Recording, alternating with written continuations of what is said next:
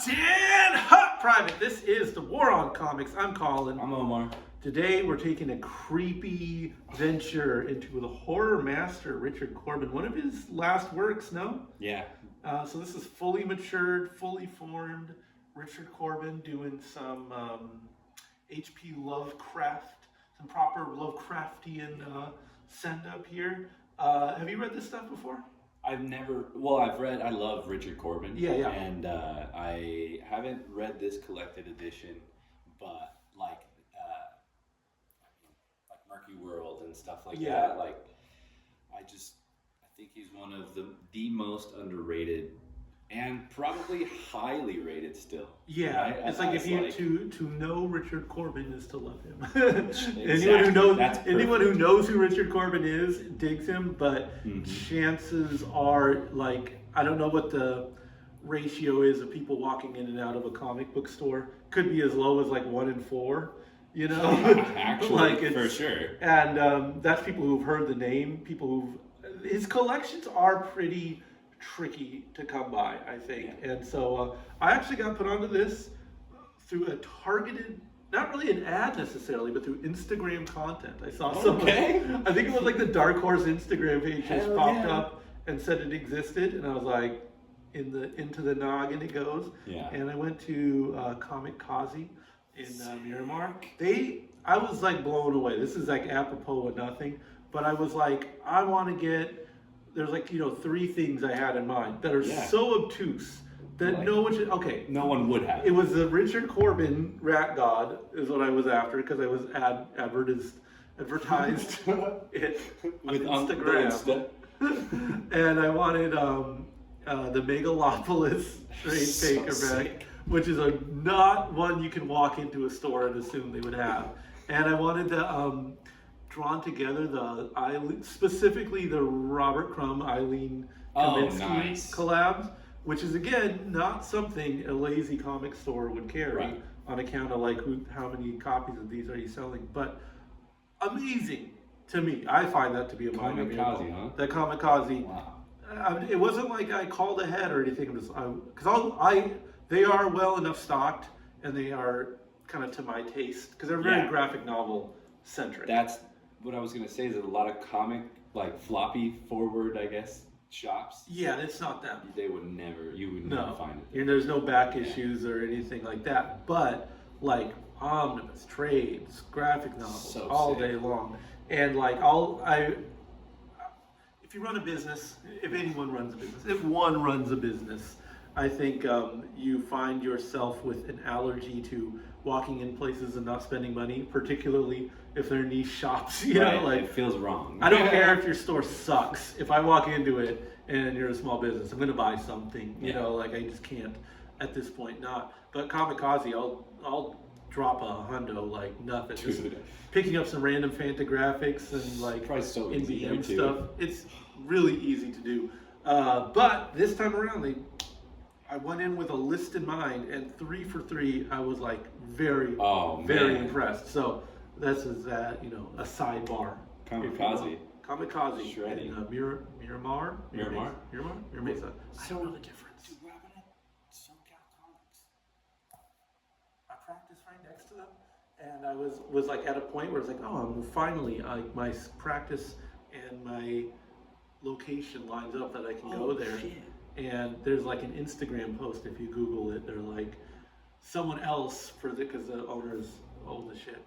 But he like an emissary of his on Instagram, which is they didn't have a social media presence, so you have to listen to someone else's recounting of the tale.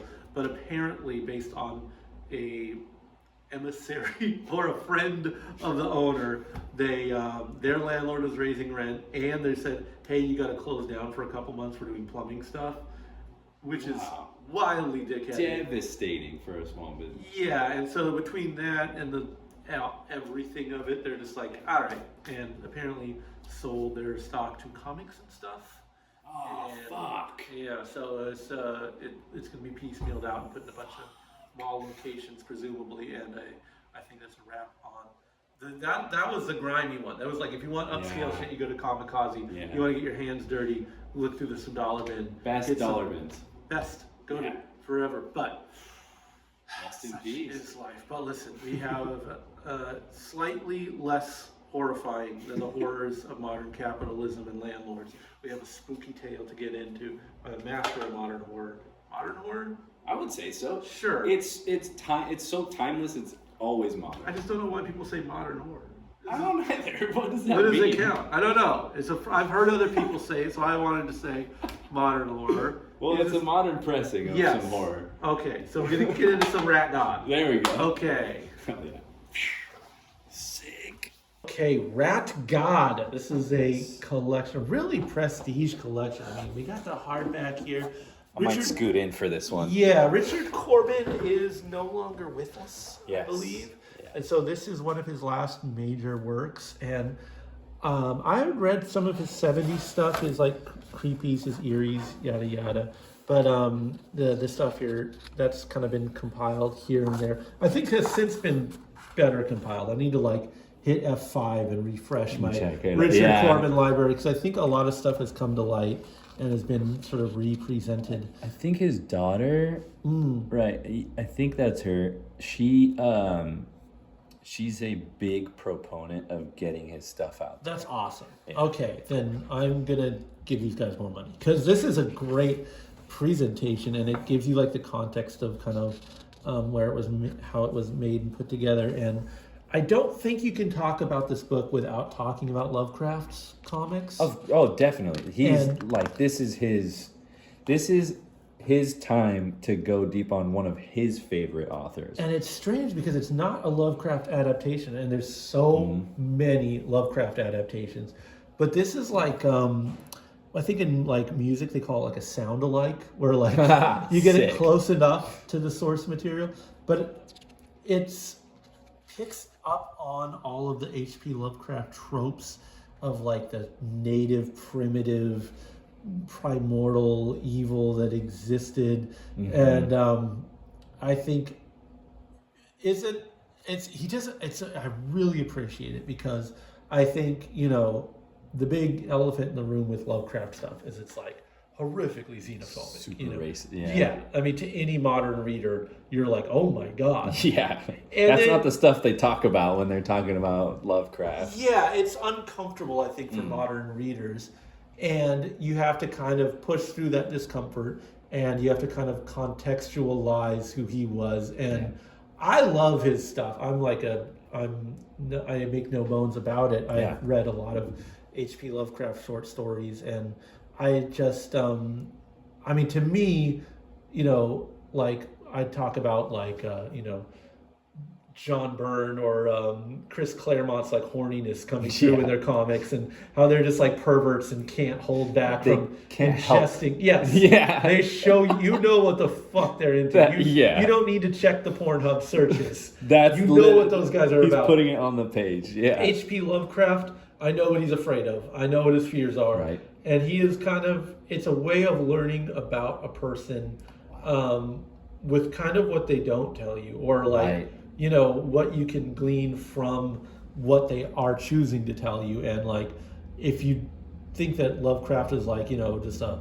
square-jawed, you know, like, you know, member of society, it's like, no, he is a fucking horrified person. Yeah. And it's interesting to see like the differences of where his acolytes kind of go, because you have like a Junji Ito, who's a huge Lovecraft guy, and I think his comics touch on a lot of like the fear of the unknown, maybe, and worlds between worlds, and you know, they show you stuff that, or they you know, suggest like these horrors, and the fact that they're so unfleshed out is what makes them impactful. Not you know? knowing.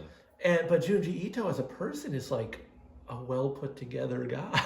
Really? Yeah, he's like, you think he's like in a corner cutting himself like fucking Renfield or something, but he's like a chipper fella. Like, what? Yeah, he's a professional artist. He's not. So he's doing it for the craft. He's doing great.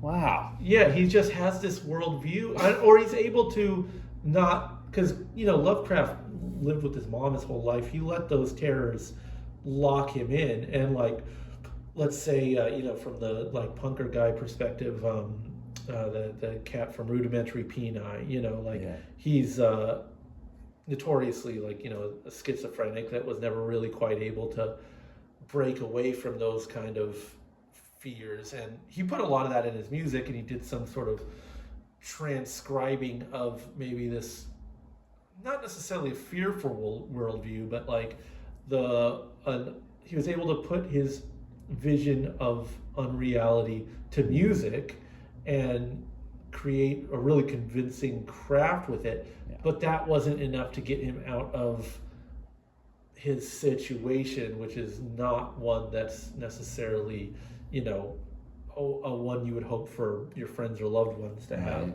And I guess Corben is more along the lines of an Ito, you know, where it's like he seems to have led a pretty fine life.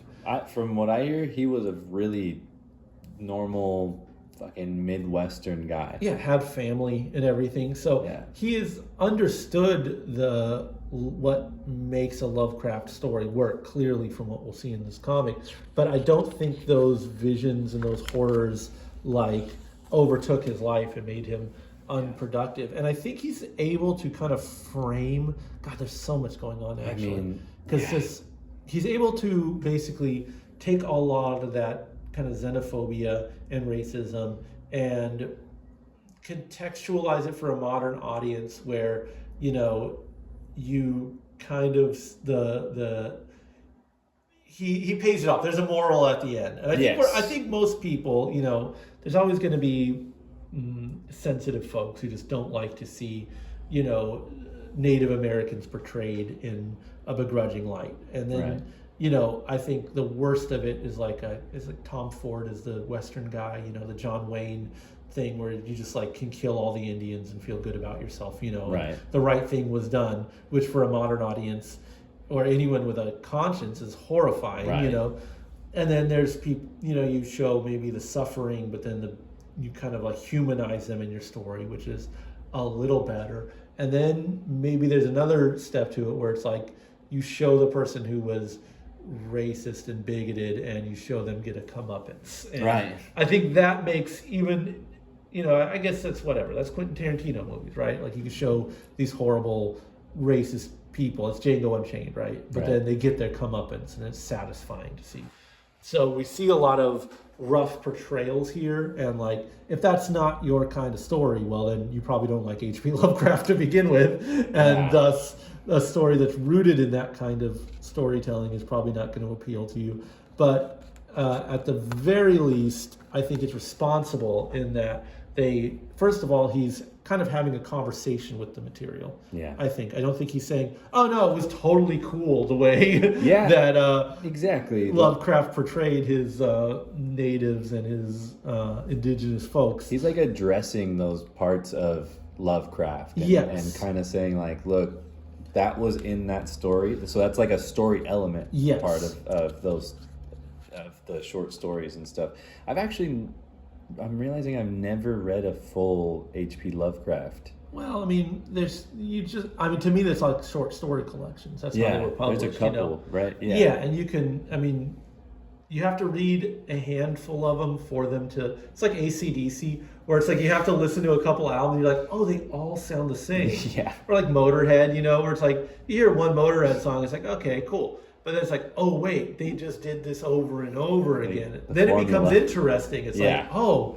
It adds to it. Yeah. I can like live in this world. I'm sick. I fucking love Motorhead, you know. So it's like, that's like, you know, album after album after album. It's like, oh, this is a body of work. This is actually like really cool and interesting in its scope. Again, any individual song is going to be however interesting it is, but the body of work and like, I don't know, the kind of confines they built for themselves, you know, in the limitedness of the scope, you know, because I can go on and on. I'm going to be starting a They almost have like that. They almost have, well, I love this kind of, this is like the craft. Like, yeah. So a Lovecraft story in and of itself can be cool, but when you read, you know, 24 of them and they're all the fucking same. Right. And you contextualize that with him, like, writing letters with Robert E. Howard, who was doing the Conan books, and he was borrowing the gods of H.P. Lovecraft's mythologies and incorporating them into his, And like when you start seeing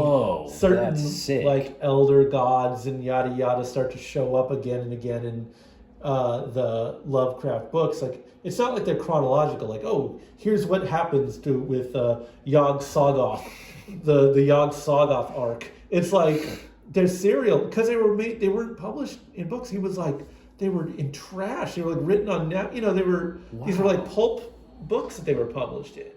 It was like for people reading them on the train. So it would have been like an actual like a paperback or something. Like it not like or like a magazine, like a periodical, like shit. White Knuckle Tales or like Spooky Stories, and it's just an anthology of a bunch of different writers writing stuff, dime store kind of periodicals, and that's where all of his stuff was published in. Like no one was fucking being like, yeah, we need to get this on the bookshelves. Yeah. So everything that's been like all the short story collections and stuff like that's in post. Like he was dead before that stuff. So he never was seeing that success.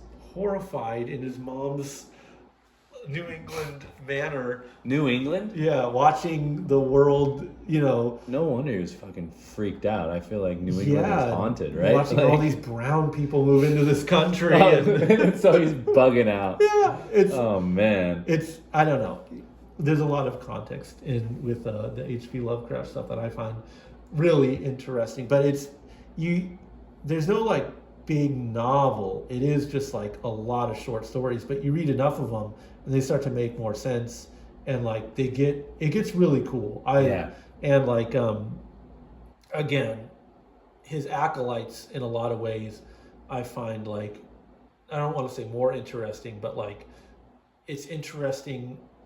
I'm a fan of his fans, Yeah. I'm a fan of the fandom of Lovecraft. He created a literal it's his own genre. Yeah, and a mythology too, and like film adaptations. Like you could go like Reanimator, the movie. It's like that's Lovecraft. You know, like there's so many like cool pop culture intersections. Alien is a very cosmic horror. That's all Lovecraft. You know? That would have been the first cosmic horror. I mean, you gotta, and it's kind of, Alan Moore has talked about him as being like the best describer of undescribable things. And there's certain like kinks that you have to get into reading and stuff where it's just like, the Stygian darkness of the deep, dank well that emerged of putrid, gushing, vile slime of an unknown origin that I could never place, but yet placed in my mind before I was born. The thought of the horror, it's like goes on and on and on, and it's not like it's. Is it psycho? It's not psychobabble. No. It's right? incredibly coherent. Like it makes sense. It's not surreal. It's grounded. It's just cheap. It's like pulp. It's the context in which it was written. It's that grit, like the murkiness of the story. Yeah, it's all just sort of it's id. It's so coming from such a raw place. I recommend again not just reading one of his stories, but reading like a collection of them so you kind of can get the pace of what he does. Listen to them on tape. It's not that well written, so you listen to the audiobooks, it's not like F. Scott Fitzgerald where you want to look at the the line breaks or whatever it is. Like you can just kind of like, that's one for the audiobooks for sure, because it's just trash, I dig it, man. I love that stuff. Throw it on and go to sleep. Anywho, that's Lovecraft. That's the world he's in. Corben is an acolyte of Lovecraft, one of those fans of the fandom I'm in. And so there's that whole part where he's kind of translating Lovecraft stuff. There's Lovecraft himself. And then there's just an artist deep into his career getting more and more abstract. I love this and going stuff, so man. far out. It looks like a triptych. Like it's not. That's what.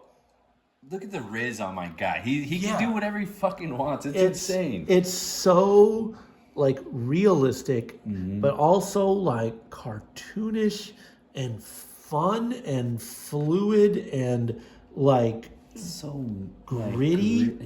Gruesome. Man. Like it's I don't all the Corben that you can take. Yeah, and it's more so than like classic Corben. It's like mature Corben. Yeah. And we have a lot of this like kind of digital coloring, which I don't love, but whatever.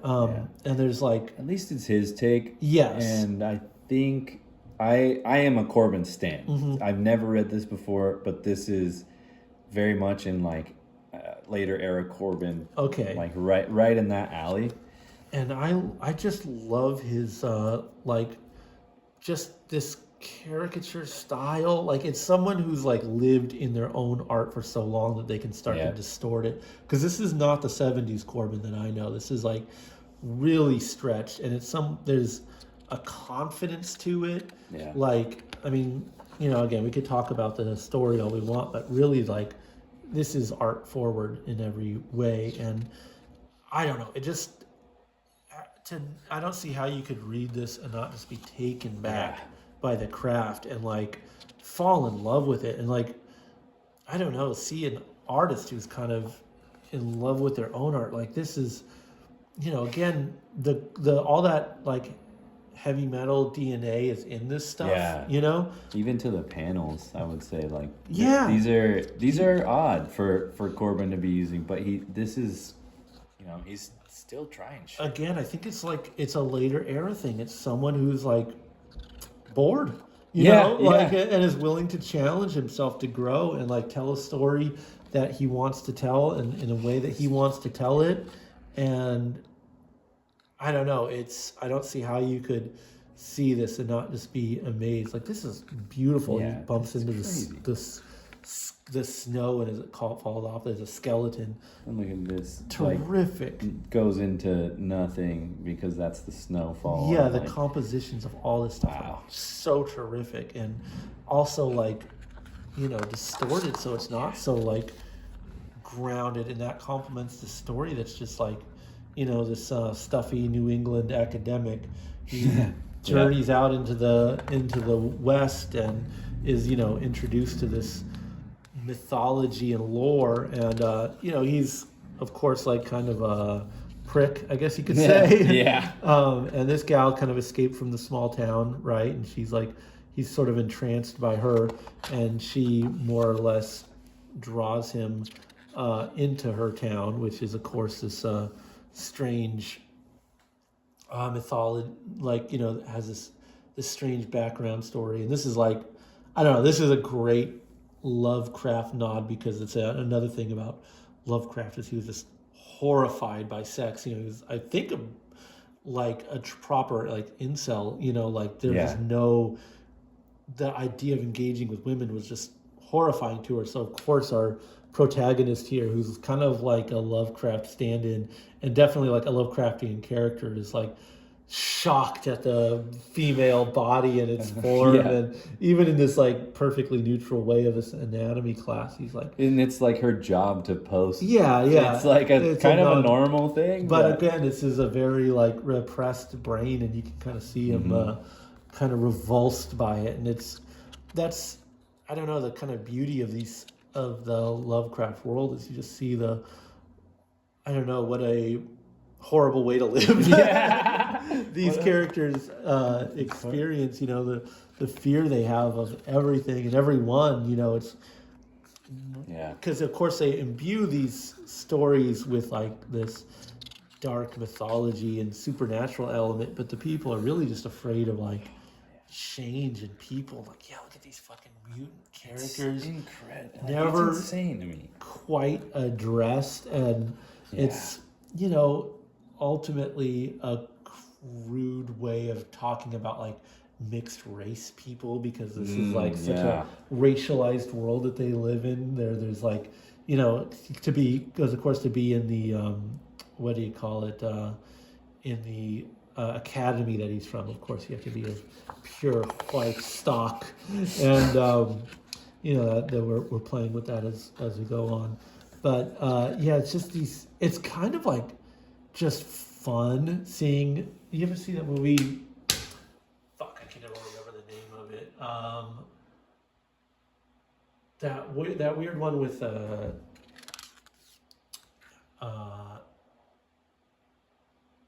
guy with the penis nose. Where who was it? Hold on, It's not Pumpkinhead. No, everyone's gonna knows exactly what I'm talking about. It's kind of some name I can never remember. Like Nowhere Here Tupac is in it. Whoa! Google penis nose judge, and you're gonna see exactly what comes up. It's called Dan Aykroyd in Nothing But Trouble, which I maintain is a terrible fucking name. I don't take blame for never remembering it. But anyways, Nothing But Trouble? You never seen that movie?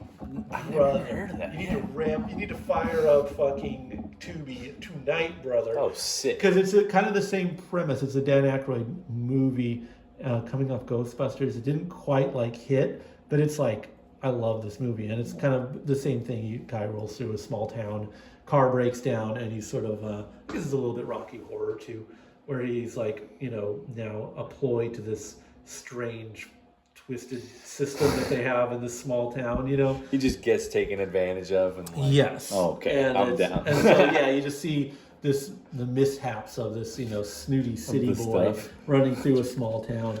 I don't know how that plays in with this, but it gives this feeling and stuff. I've already forgotten the name of Nothing but trouble. But trouble. Okay. And it's kind of a similar scene where this guy stumbles into a small town and is just exposed to all the horrors and this is fucking awesome. That is crazy. Putting that as a central image on the page, Boom. It's beautifully done. And I think, this is not digital color. This is painted. This looks. I was gonna say this is definitely a jump from the last story. Yeah, he mixed it up for sure, and he's now exposed to this kind of cult of the rat. I couldn't even really tell you what the fuck this comic is about. Honestly, or what happens in it. Doesn't matter. It's like a Corben. This is a Corben story. Yes, it's for sure. You are. There's going to be a cult. There's going to be a guy that is opposed to the cult. In this case, this dude is just in hell right now. Yeah. And he's gotten wrapped up in it. And I think he sees his girl, no, and he's trying to rescue her. Right. That's not most plot heavy, but while you're reading it, you're in it, right? Yeah, absolutely. It captures it definitely. Yeah, this part was fucking rad, dude. It still kind of has that. Why is he trying this hard? Why is he going for it? I just think, like you said earlier, he's just having fun. I think. And this part's fucking. Yeah, this is his gal pal resurrected in this blue form. Oh my god, so fucking sick. I think it's just really just comics porn. Richard Corben, straight up just cutting loose. Because this is also reminding me of a comic he did for the Epic line for Marvel. I think it was called Star the Kingslayer or something like that. I'll see if I have it. If I don't have it, I'm gonna look for it because I think it's like the pre-step before he starts getting fully into digital. Okay, interesting. Yeah, any of those Marvel prestige format joints I think are worth reading. It's such a great little moment in time in comics. Yeah, this is and again a different take on color. Yeah, and this is these profiles are so extreme. It's such hard stylistic cartooning. Would it be accurate to say this is almost like storybook level of art? Yeah, I think it's it's pure comics, and it's just so unlike any comic you'll read, and the strangeness of the style sort of informs the strangeness of the story. Yeah, and how unsettled and creeped out you are by shit like this is gonna be part, and this weird fucking there's stuff he's making you feel as uncomfortable as the main character who's you dislike, Oh, dude, this red eye. That part was crazy, man. Oh, dude, look at that panel. Beautiful. Tough it's as hell. This is a true wild ride, man, and they did such a good job and presenting we're in Mexico now. I forgot about this part, man. Have you ever read that Hellboy that he did? The Richard Corben Hellboy? Oh, there's a Corben Hellboy? There's a few of them, but that's crazy. There's one where he takes Hellboy into Mexico. Okay. Oh, Dude, we're gonna have to read that, I think. Yeah, there's like sections of this I do not remember. Again, It's and I would say that's like, again, in keeping with the H.P. Lovecraft thing, like, you're not remembering his stories beats for beat. You're remembering like the feeling you had reading the stories. Yeah. You know, and like the feeling I had reading this is like pitch perfect. You know, it's like embedded in my mind. Just reading it like once, kind of rushed. It like still just like stays with me, and like revisiting it now and just looking at this art, it's such an amazing accomplishment. I can't do anything but like gush about it. It's long too, because I tore through this. Yeah. And like looking at how many pages it is and all the words, like you could reread this over and over again and find something new every time, because there's just so much great art and like kind of a tricky story. So it's like, yeah, you'll get a lot out of this if you keep going back to it. This fucking part was my favorite, man. Yeah, rat versus jungle cat. Yeah. And man, in his violence, comes along to interfere with nature. And I mean, these action sequences, this is just a master. This is a master just doing whatever he wants. It's, I gush over this guy. I love, none of his stuff makes sense. I mean, his own stuff proper, you know? Yeah, it just has like its own kind of feel, you know, and its own tone. And he just carved out a niche for himself. And it's just, and to see him like kind of like at the height of his powers, more or less. Yeah. It's amazing. And so here, look at that, dude. We kind of see at the end, he's kicked out of Miskatonic University because he's found to not be of pure Aryan stock. And, you know, the fable is that he just begat all these kids with this little, his little polycule here. Yeah. And it's like, yeah, again, not necessarily the most plot heavy beat for beat, like coherent story, but the tone is beautiful. Yeah. They give you this back matter here that's, you love to see it. Like this is like victory lap, because they didn't need to give us anything extra. I think absolutely. That's a complete story, and it's like, you know, just really nice paper and all that. And like, this is a pure H.P. Lovecraft adaptation, The Rats in the Walls. Yeah. And so you're kind of seeing that even when he's working with like the actual H.P. Lovecraft material, it's pretty similar in tone to his original content, which is like, I don't know, I think maybe a testament to it really internalizing another artist and like understanding where they're coming from, you know, because I think he has internalized Lovecraft stuff and is now able to create his own, or at least was when he bothered to write this. And this is a lot of interesting material here, because you have like grays and you have those duotone screens. Oh, he is definitely using those ones that we were talking about earlier. And then completely breaking stylistically when crazy. The rats are under attack. And then again, this is like this is just extra. This is back matter. This is like victory lap shit. But you have the regular one, and then you have the colorized one. That's and you can kind of see, like, again, if you're a Corben fanatic, which is you are if you're reading this book, you can sort of see, like, you know, you can go one to one. I remember this last panel being like really a wild, let's see here, kind of contrast, because you see what's, Jesus, I mean, obviously as a fucking, you know, dickhead, I'm going to say that the black and white is better than the color, which is just it's lazy, but it's still accurate. Like, this is awesome. I love this. This is like, you know, that's so raw too. A fucking 1992 death metal flyer all the way. And then the color is cool. It loses a little bit of that edge, I think. Yeah, it's not as... Dude, yeah, no, this is way more gruesome. Yeah, in its own way. And I mean, again, this is victory lap shit. It doesn't matter. I love that they presented both of them together. Yeah. Like, that's how... Again, this, if you're a Corben fan, getting to see stuff like that, getting to be able to one-to-one compare the digital, or the color versus the black and white is like, I don't know. Why would you do that? It's like so unnecessary. It's kind of crazy. I mean, I could say it's the Corben color is such a like harped on thing because it's so fucking cool. Yes. Even when he's doing digital coloring for himself, I actually don't think he did the colors in here. Okay. But when he does, it looks painterly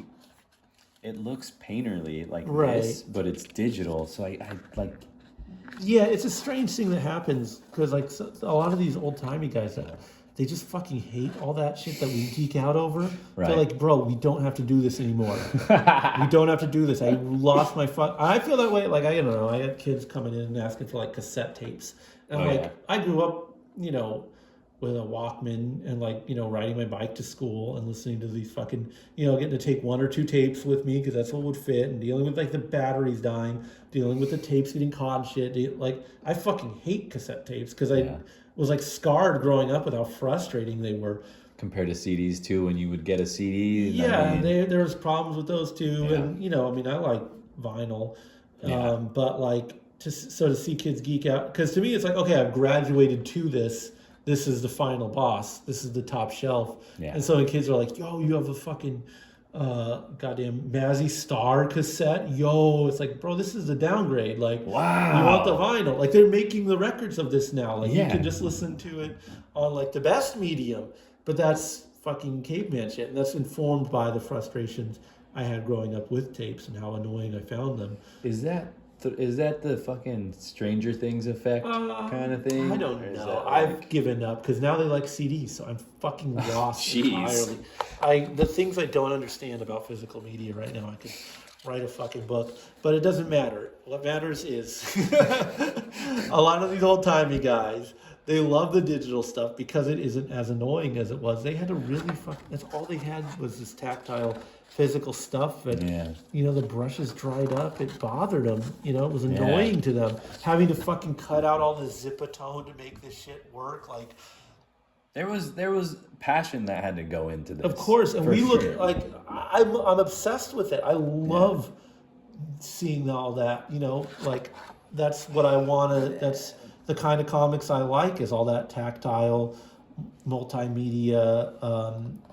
Shit, but like we should be so lucky to even see this stuff, man. That's crazy. Yes, absolutely. And so I don't know, these guys were just I think for a segment of people, once they could figure out how to do their tricks digitally and have it be good enough or have it be different in a way that they think is cool, they kind of stuck with it. And so it's not too shocking to see someone who paints really well and does colors really well be like, fuck it, I'm just going on an iPad now. Like I can get there without all the fucking suffering that I've had to put up with, So I'm to him, I would be the little kid obsessed with tapes, just being like, Buster, you got it, fucking the whole fucking music world streaming at your. Throw some paint on there. Yeah, and I'm like, no, it's cool. It's a shitty fucking tape.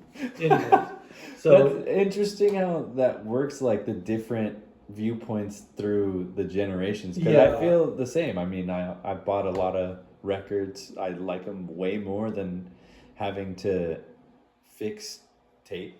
Like the only type of tape I really enjoy is VHS. Okay. And that stuff it's because it's digital on top of analog. Right. So it's a little more workable.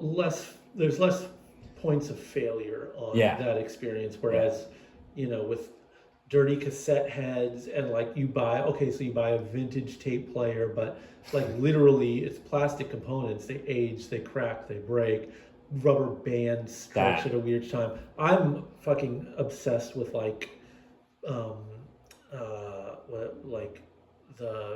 things being too slow or too fast. Pitch. That drives me fucking crazy. And if that drives you crazy, cassettes on a Walkman are gonna fucking make you lose your mind. They go all over the place. They if you're, I would say, even leaning into like audiophile territory. Right. No, I feel like it would be rare unless you get like some Marantz guy or something like that. Like a Tascam Marantz shit is super cool. I was gonna say there's that cool part of recording on cassette. Yeah. That's what I've used before, but that shit sucks as well. Yeah, there's a lot. I mean, but again, I'm to Richard Corben, that's digital coloring. That's not having to deal with all of that fucking bullshit. Just cut to it and do it digital. And he's doing his craft and putting it out. And like, you know, unfortunately, we're at this new dawn of an even worse era where you have like proper illustrators who are touched by God and have put in their 10,000 hours, who are like, oh yeah, you just put this prompt in and the chat GPT spits it out. Every fucking day on Twitter, there's some guy whose artwork you admired just cucking out to this horrific fucking nightmare fuel. And like, I don't know, man. It's like, you gotta, that's a, you know, a line I can't cross. Right. I'm not going to give that one to you. It'll maybe in 20 years I'll be able to be like, yeah, actually the Gen 1 ChatGPT stuff does have kind of a charm to it. Right. Maybe you'll catch me on that bullshit, but as it fucking stands, it's like nope, drawing the fucking line there. Yeah. It's a cop out. And I will say it's night and day. Someone who is actually trained in color theory and like tactile painting, picking up a tablet and converting those skills to the digital era versus someone that's just doing that from the ground up. Yeah. And like, man has earned his stripes in every regard in the illustration world. So yeah, the digital element to me, it's not something I love, but at the same time, like, it's not going to look better in anyone's hands, but old Corben's. Yeah, I agree wholeheartedly with that. And it's you know, so a true testament to just a god tier illustrator, a fucking absolute legend. I just admire guys like this so much. You know, like, these are my heroes. I don't care. Like, this is like, I don't follow sports. You know, like exactly. I don't. You know, celebrity gossip. It could be whatever. But like, man, if you draw a fucking cool ass rat cult, I'm fucking in. I like, you're my hero. I don't care. Like, I'm a simple man and make my life feel cool. Like that. This reading Corben, like, man, that was such a. I think we should have a Corben series. For sure. And I'm totally need to buy the newest, latest, and greatest in his collections, because some of these older collections are just reading old Eries. It's like you're kind of bound by, you know, the limitations of its time, and I appreciate it for what it is, but like, I don't know, man. Give me the easy shit. You know, give it, like, if you're serving it up this well and like it has this much care put into the presentation, like, yeah, I'll pay that fucking sticker price 10 out of 10 times, because this is awesome. If this is the new era of Corben, like, I'm in, brother. This is very lovingly presented. I have zero complaints about this collection. It's I just want more on my bookshelf. So yeah, this is, needless to say, I don't think this is the last you've heard of Corben from this production by any means. These two guys right here are not done talking. I got to get some more ammo, of course, but we need to come back for more, because man, true fucking dope, true fucking legend. The legend right here. All right, so I think it's good to lead off here. Yeah, good I think to go? so. All right, I think so. Buy this fucking book. Yeah.